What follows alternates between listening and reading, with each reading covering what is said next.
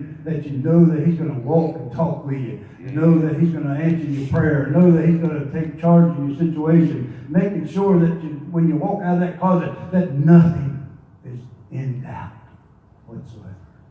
Praise God. This boy knew when he got back to his father, there was nothing in doubt. And I am no more worthy to be called thy son. One of the biggest things I ever had a problem with, and still, some people say I still have it, I hope I don't. I've been trying to joke it for a long time, was pride. I don't know why it's pride. I grew up in a house with 6 children, mother and father.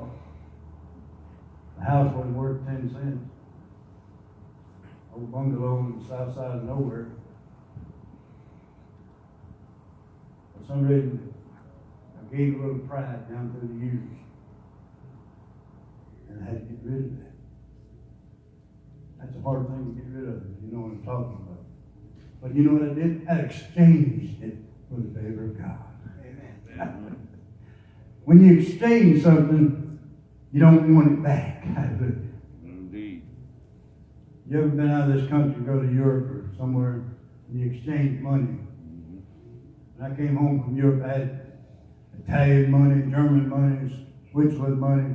I had all this money, man. I'm saying, I don't even know what I got. Because I had to exchange every time you went into a different country. But when you go to Jesus, and you exchange it, you don't have to worry about it. You know what you got. Praise God. You know exactly what you have and how you're going to get it done. Praise the Lord. It will make your jungle a meadow and your journey a delight. Amen. We live in a rat race jungle right now. With dead men walking all over the place. And dead women too. And we got to make sure that we're delightful in Him. And I don't know how many of you go out into the world. I don't know how many of you have to work outside the home. Sister Susan knows what I'm talking about. You're in the jungle. Yes, you are. And people eat you alive.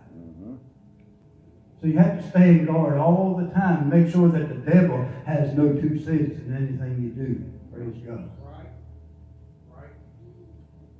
And if you don't, you'll be eaten alive. But He makes it like a meadow.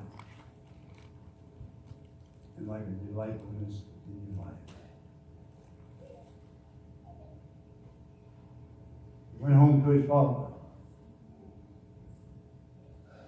And his father didn't slap him.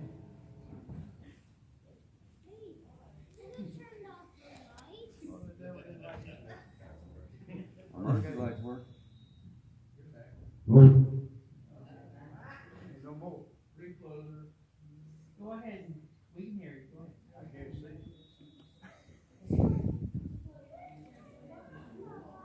Praise God. He went home to his father. And his father didn't say, well, you know, you already took everything that you're supposed to get. I don't have nothing else left for you. Yep.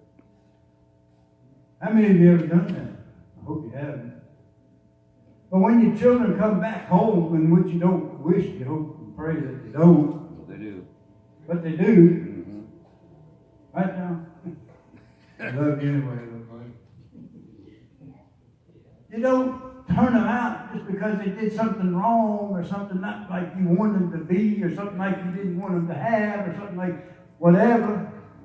You bring them in and you love them. And that's what the prodigal son did. His father loved him, kissed him on the neck. Gave him a ring. Go get the fatted calf. I got to give my son something great here. Praise God. I want to give him something more than he had before. You see him, he's lost a lot of weight. He needs to get energized. Praise God. Then after he got energized, he said, hey, let's put a robe around him and make him feel comfortable. Hallelujah. And let's put a ring on his finger so he'll be delight. Hallelujah. And put shoes on his feet. His feet look like they've been worn down to nothing. Let's put some comfort into him. Hallelujah. Isn't that great? Amen. what your Father in heaven's going to do. Amen. When you leave this old world, and you open your eyes on the other side of this world into heaven itself, and you look into Jesus' face, He's not going to badmouth you. He's not going to say something terrible about you.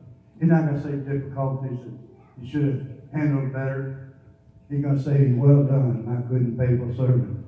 Come on in, let's have some supper. Praise God. Let's have something to sup on for a while. After 1,000 years, you get used to it, you still want to do it over and over and over again. Because why? It's such a paradise. It's a paradox. It's something greater than you've ever imagined in your life. It's greater than you can even think about. It's something up there that's better than you even think could ever be. Jesus. Oh my God. Somebody said, well, I just want a cabin in the corner of glory. Well, you can have your cabin. I want a mansion. He promised me one, I'm going to get one. Praise God. You want to come over once in a while to my house? You can. Praise the Lord. Hallelujah. God uses not a Harvard graduate to get done what He wants to get done in this world. Amen. He used David's slingshot, Yep.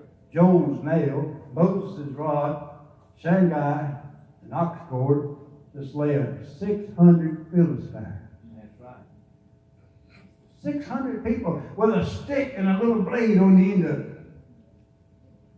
You tell me you work with a God that knows what He's doing? Amen. He knows how to handle the situation. Glory to God. I'm almost done. I know you're all hungry. Praise the Lord. I hear your stomachs growling up.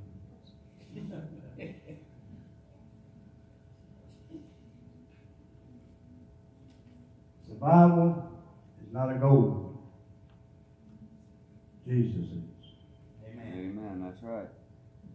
Anybody can survive.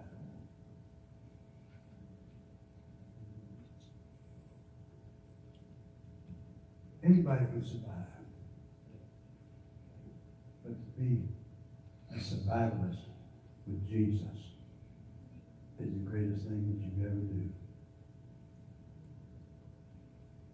You see, Jesus knows how to take care of the situation.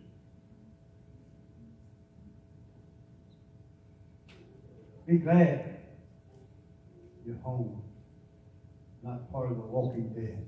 Amen. Mm-hmm.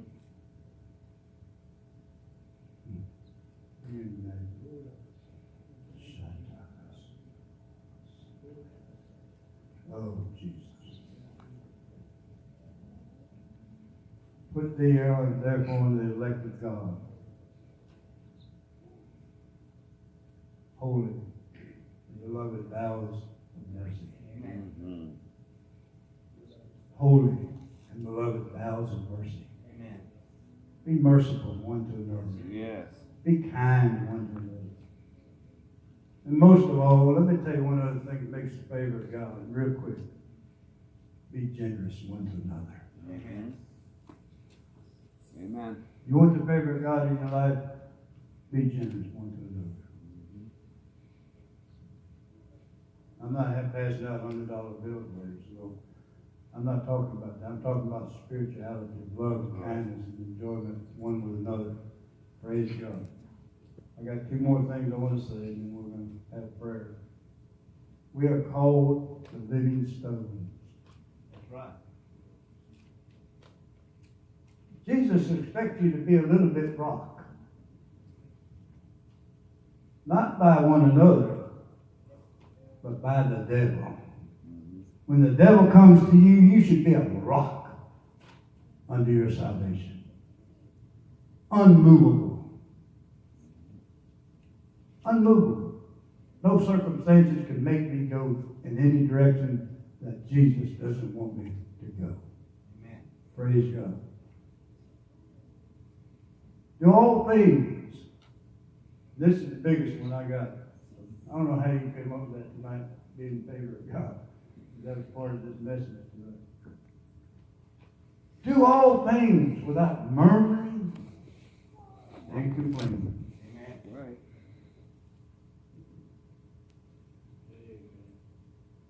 You don't know what that means, man. If you realize what them two words meant,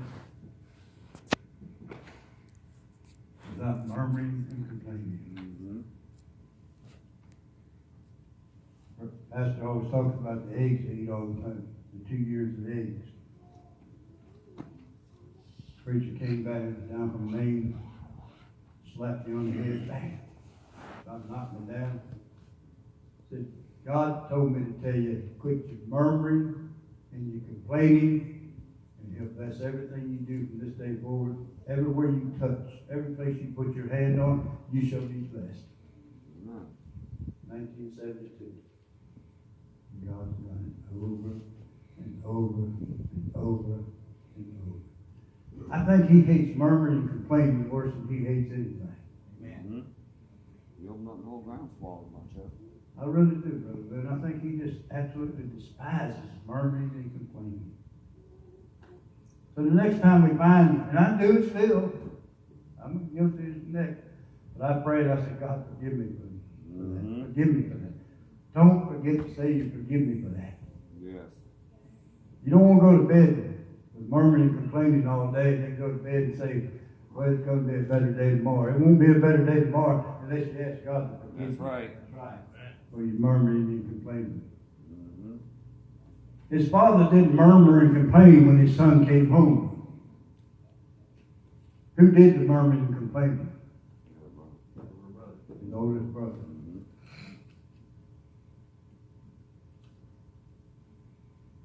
His dad had to correct him a little bit. But the thing is, you don't realize how murmuring and complaining makes God feel.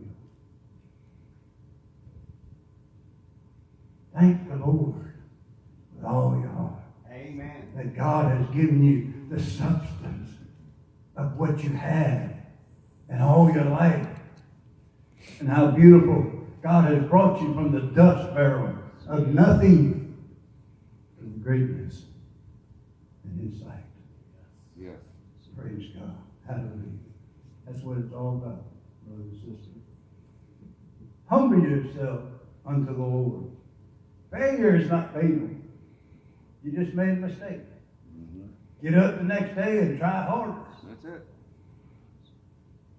But don't make an lackadaisical attitude. Well, I can't get over it, so I might as well quit. Mm-hmm. No. Spiritual growth is not an option. It is imperative. You gotta have it. You gotta have it. You can't just say, well, I wish I could grow more in the Lord. You gotta grow more in the Lord. It's imperative that you grow daily unto the Lord. Every day of your life should be greater and better. Every day of your life should thank Jesus more and more. Every day of your life you should be more spiritual. Not only for yourself, but to be able to go out and help somebody else. When somebody comes by the sick, you should be able to pray for them and raise them up off the sick bed. In other words, you should be able to be spiritual enough to get out of yourself and get into somebody else's life, to be able to help them. Hallelujah. Amen. I'm talking foreign languages.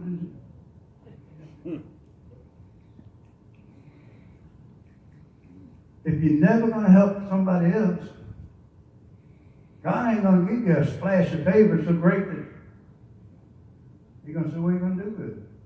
I done blessed y'all, I can bless you. Yep. You don't care about helping somebody else, so how am I going to do that? How are we going to work this problem out? You've got to be greater.